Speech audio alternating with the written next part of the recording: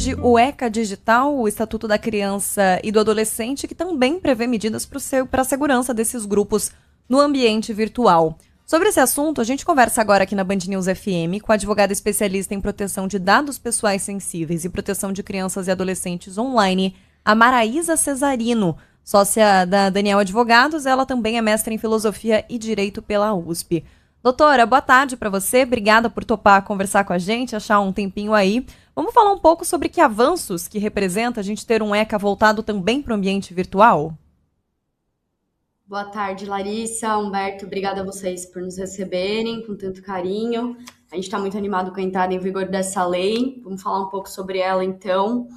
É muito importante a gente ter uma legislação, né, uma lei especificando quais cuidados quem provê produtos ou serviços via internet que podem ser acessados por crianças e adolescentes para tornar esse ambiente mais seguro, né? Então, a gente tinha antes uma situação na qual a gente tinha dispositivos do Código Civil e do ECA para proteger as crianças, mas a gente não tinha obrigações tão explícitas, né?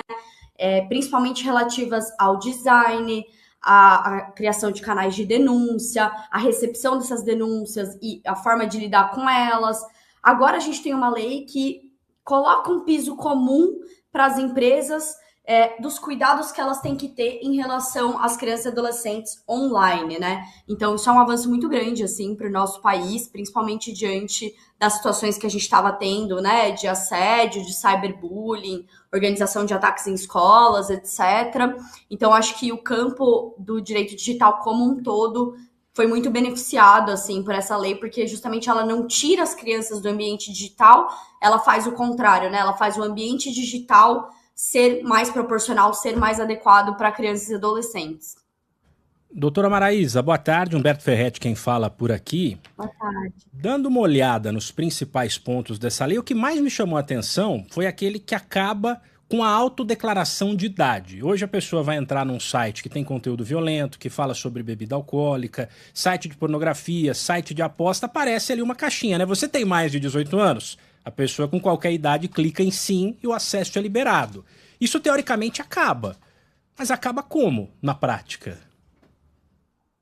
Na prática, isso acaba com a implementação de medidas técnicas e administrativas mais robustas do que esse simples checkbox, né, de eu sou maior de idade ou não, né? Então, dependendo do risco ao qual as crianças estão submetidas naquela plataforma, naquele site de conteúdo, né? Então, principalmente, como você falou, se o conteúdo for inadequado, né? Então, pornografia, violência, jogos de aposta, etc., esses sites, essas aplicações vão ser convidados aí a ter uma obrigação legal de efetivamente implementar uma medida técnica que garanta que eu sei quem está do outro lado, né? Então a gente pode pegar aqui o exemplo do Roblox, por exemplo, né? Que implementou biometria facial para então ler e escanear a face de quem está ali do outro lado e determinar a idade desse usuário para então definir os locais do site, né? As funcionalidades que aquela pessoa pode acessar. Esse é um dentre tantos métodos que existem para verificar a idade. As empresas também podem contratar terceiros para fazerem isso, estipular ali medidas cognitivas, como quebra-cabeças ou contas, para que as pessoas que estejam ali comprovem efetivamente que são maiores de idade, ou pelo menos deem um indício disso para aquela plataforma poder adotar medidas adequadas de acordo com a nova lei, né? E, doutora, a gente tem discutido cada vez mais, se fala muito sobre uma eventual regulamentação das Big Techs também, sobre medidas de punição. O entendimento que aqui no Brasil a internet não vai ser tratada como terra de ninguém. Os crimes que acontecem no ambiente virtual têm responsabilização fora dele, na justiça. Esse novo ECA digital, e eu nem sei, até quero entender com a senhora se é uma competência do ECA, ele prevê algum tipo de punição para as plataformas caso elas não cumpram essas regras rigorosamente? Prevê sim. Quem está responsável por fazer essa fiscalização e aplicar esse tipo de punição, o ECA Digital, ele prevê punições administrativas, né? Então, a gente não está falando aqui de uma esfera penal. Ele se assemelha, por exemplo, à Lei Geral de Proteção de Dados ou ao Marco Civil da Internet, que traz ali medidas administrativas que quem pode aplicar hoje é a Autoridade Nacional de Proteção de Dados, a autoridade designada para fazer aí a fiscalização da conformidade dessas plataformas e também de outras empresas de aplicação ao ECA Digital. Então, ele vai ter desde impedimento de certos produtos ou iniciativas rodarem como foram programadas, né? Então, suspender um tipo de serviço, ou um tipo de iniciativa, um tipo de site que seja que esteja em desconformidade com a lei, até multas vultuosas, assim, a gente pode falar de um valor de até 50 milhões de reais, assim, então é bastante dinheiro, principalmente para as plataformas, né? Para quando as disposições da lei são efetivamente descumpridas, e isso é identificado pela Autoridade Nacional de Proteção de Dados, né? Doutora, quando a gente fala nesse tipo de lei, obviamente a primeira coisa, uma das primeiras que vem na cabeça das pessoas é a questão da pedofilia e tudo mais, mas a lei ela aborda outras coisas, por exemplo, publicidade me chamou a atenção, porque um adulto eventualmente vê um comercial ali, eu vejo uma propaganda na internet de um carro que eu nunca vou ter condições de comprar. Eventualmente eu posso até ficar chateado, nossa, queria ter um carro desse, mas eu sou um adulto, eu entendo como as coisas funcionam, a minha vida segue. E eventualmente para criança não, aparece muitas vezes ali uma propaganda, seja um alimento, seja um brinquedo, seja enfim, qualquer coisa teoricamente inofensiva, que a criança não vai ter acesso e aquilo de repente pode causar um trauma. Eu queria entender como é que essa lei também lida com esse tipo de situação. Essa lei é muito inovadora porque ela traz essa disposição que já vinha sendo debatida tanto na academia quanto pelo governo e pelo setor privado, de proibir a perfilização de crianças e adolescentes, né? O que é a perfilização? É justamente esse processo no qual são tratados dados pessoais que você vai deixando ali à medida que você clica, que você assiste mais tempo um anúncio ou outro, um conteúdo ou outro, e com base nisso se forma um perfil para que seja direcionado o conteúdo que você tende a gostar, né? Então, a lei, ela proíbe esse processo.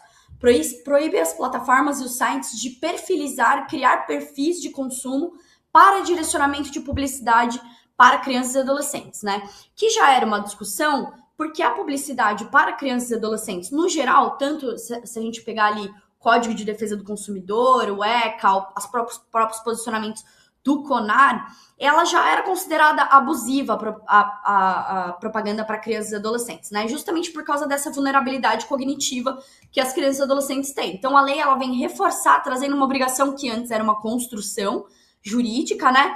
Para uma lei efetivamente. Então, se torna uma obrigação ali, eu vou ter que implementar um método para saber quem está do outro lado, para saber se eu posso coletar esses dados e traçar um perfil para direcionamento de conteúdo, né? E isso implica mexer aí nas infraestruturas desses modelos de negócio que tratam de dados pessoais. Então, é bem forte, assim, essa disposição.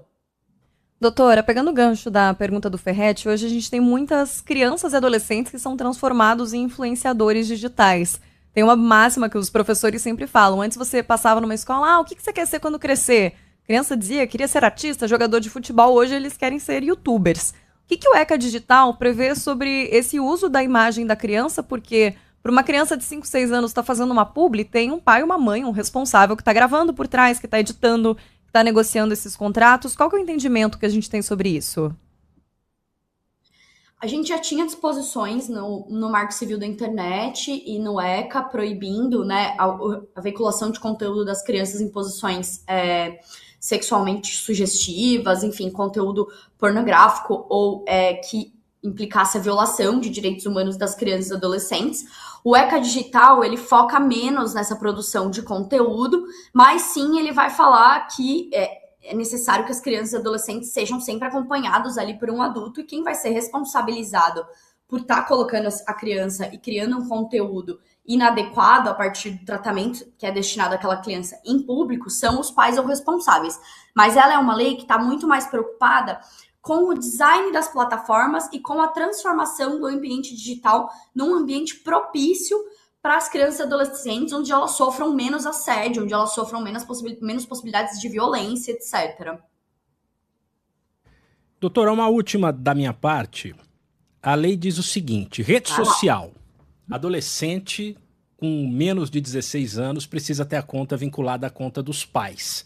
Eu não tenho filho adolescente, mas eu imagino que os pais vão sofrer bastante, porque quem tem 15 anos não quer se expor ali para o pai muitas vezes. O que exatamente a lei diz nesse sentido? Essa vinculação diz que o pai vai ter acesso a tudo que o filho troca de informação na rede social, ou isso depende de adaptação, depende da plataforma? Queria entender um pouco mais. É muito interessante essa pergunta, porque a gente tem aqui na lei brasileira um conceito que é o melhor interesse, né? Então, o melhor interesse, ele vai dizer da necessidade da gente balizar enquanto Estado, enquanto sociedade, as medidas que a gente toma para não atrapalhar o exercício de direitos de crianças e adolescentes. E aí essa pergunta é muito interessante, porque principalmente se a gente pensar em adolescentes LGBTQIAPN+, a internet é um espaço muito importante de exercício dessa sexualidade, de autodescoberta. Normalmente eles se encontram ali com outros grupos de pessoas que podem ter a ver com eles, e os pais, né, muitas pessoas ainda não aceitam. Então, é um espaço muito importante de exercício da cidadania para as crianças e adolescentes. Mas, ao mesmo tempo, é um espaço público, né, perigoso, que coloca ali violências para as crianças e adolescentes que elas não enfrentariam no ambiente doméstico. Quanto a isso, a lei vai dizer, então, que no âmbito, eu vou expressamente ler aqui, é o artigo 24 que diz, né, então, os provedores de produtos e serviços direcionados a crianças e adolescentes ou de acesso provável por eles, né, deverão garantir que os usuários ou contas de crianças e adolescentes de até 16 anos de idade estejam vinculados ao usuário ou conta de um dos seus pais ou responsáveis, né.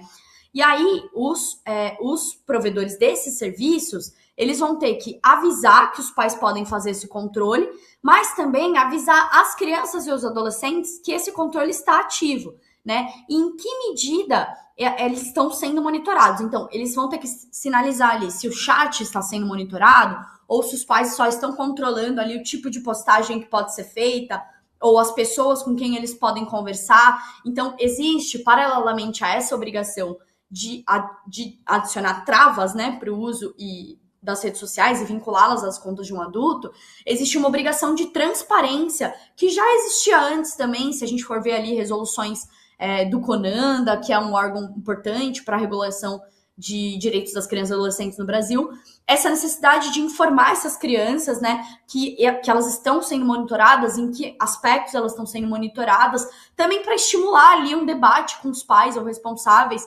sobre como ela utiliza a internet, né, que eu acho que é o mais interessante, assim.